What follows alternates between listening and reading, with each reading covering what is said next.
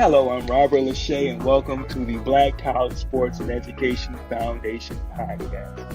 Every day during Black History Month, we celebrated the accomplishment of Black college sports luminaries, creating a moment for everyone to come and learn about the richness of Black college sports history and culture. There are some who have left an indelible mark on their sport with their skills, determination, and domination. Our final honor and salute goes to Doug Williams. Rising above the tide, Douglas Lee Williams was born August 9, 1955 in Zachary, Louisiana. At Cheneyville High School, he grew into an excellent athlete who was smart, speedy, and had a great arm. He caught the eye of Grambling State College legendary head coach Eddie Robinson and the Tigers staff that has started a dynasty in nearby Ruston. Starting in 1975, the 6'4", 235-pound quarterback's talent was instantly felt as he guided the Tigers to a 36-7 record as a 4-year starter. He led the Tigers to 3 Southwestern Athletic Conference championships and was a 2-time Black College Player of the Year. In 1977, Williams topped the NCAA in several categories, including 3,249 total yards from scrimmage, 3,286 passing yards, and 38 touchdown passes, and 8.6 yards per play. He finished 4th in the Heisman Trophy voting behind Division I stars Earl Campbell from Texas, Terry Miller from Oklahoma, and Ken McAfee from Notre Dame. Williams graduated with a bachelor's degree in education from Grambling and began to work toward his master's degree before starting his professional career. Doug Williams knew what it meant to be called a quote-unquote black quarterback, coming into the National Football League from a black college. Following in the footsteps of his predecessors like Parnell Dickinson, Gilbert Renfro, James Shaq Harris, and others, he faced the same discriminations and innuendos that prevailed in the NFL. Despite his college success, Tampa Bay Buccaneers offensive coordinator Joe Gibbs was the only NFL coach that showed interest in him as a quarterback. Gibbs raved that Williams was the best quarterback in the draft who possessed a big-time arm with perfect passing mechanics and was a natural leader. Very academic and extremely prepared and football smart, and recommended that the Buccaneers make Williams their first-round draft choice. Tampa Bay drafted Williams in the first round, 17th overall of the 1978 NFL draft, and he became the first African-American quarterback taken in the first round of an NFL draft. Tampa Bay had won just 2 games in the first 2 years of the franchise, and Williams went on to lead them to the playoffs 3 times in 5 seasons as a starter, and the Bucs played in the 1979 NFC Championship game. Williams was the only starting African-American quarterback in the NFL at the time. In a contract dispute after the 1982 season began, Williams felt he was underpaid and signed with the upstart United States Football League's Oklahoma Outlaws.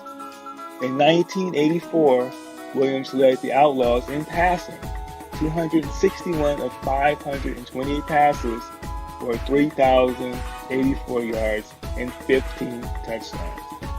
The team later merged with the Arizona Wranglers to become the Arizona Outlaws. Williams completed 271 out of 509 passes for 3,673 yards with 13 touchdowns and 17 interceptions. After the USFL was shut down in 1986, Williams returned to the NFL, signing with the Washington Redskins, who was now coached by his former offensive coordinator, Joe Gibbs. Williams served as the backup for starting quarterback Jay Schroeder, but after Schroeder became injured, Williams stepped and led the Redskins to 3 victories.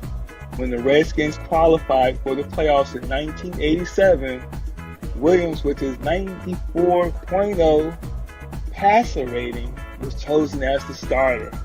He led the team to Super Bowl 22, in which they routed the Denver Broncos, becoming the first black quarterback to play in a Super Bowl in a dramatic Hollywood fashion.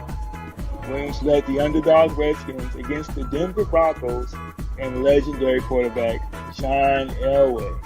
After trailing 10-0 at the end of the first quarter, the Redskins set an NFL record by scoring 5 touchdowns in the second quarter. Williams completed 18 of 29 passes for 340 yards with 4 touchdown passes. He engineered a 42-10 route and was named Super Bowl MVP. Williams' record-setting performance made him the first player in Super Bowl history to pass for 4 touchdowns in a half, and the only quarterback to throw for 4 touchdowns in a single quarter. And he became the first African-American starting quarterback to win a Super Bowl. When Williams retired, his record was 5-9 as Redskins starter. He had 100 passing touchdowns and 15 touchdowns in 88 NFL games. He took up coaching in high school, which led him to Morehouse College in 1997 and back to his alma mater, Grambling State, in 1998. He succeeded his mentor, legendary Eddie Robinson, and led the Tigers to 3 consecutive Southwestern Athletic Conference titles from 2000 to 2002, before leaving to rejoin the Tampa Bay Buccaneers as a personnel executive. In 2014, he rejoined the Redskins as a team executive. In 2009, Doug and James Shaq Harris founded the Black College Football Hall of Fame in Atlanta, Georgia, to preserve the history and honor the greatest football players, coaches, and contributors from historically black colleges and universities. There have been 64 inductees since its inception. Help keep the legends alive. Visit the Black College Sports History and Legends website at www.ehbcsports.com. Remember to support the Black College Sports and Education Foundation, and that website is www.bcsportsfoundation.com. Thank you for supporting these podcasts, which we hope has enriched your appreciation for the legacies and dedication of the many outstanding contributors to Black College Sports and Legends. Continue to tune in weekly as we speak with career professionals who can expound on opportunities that will help students and athletes in career development and other options.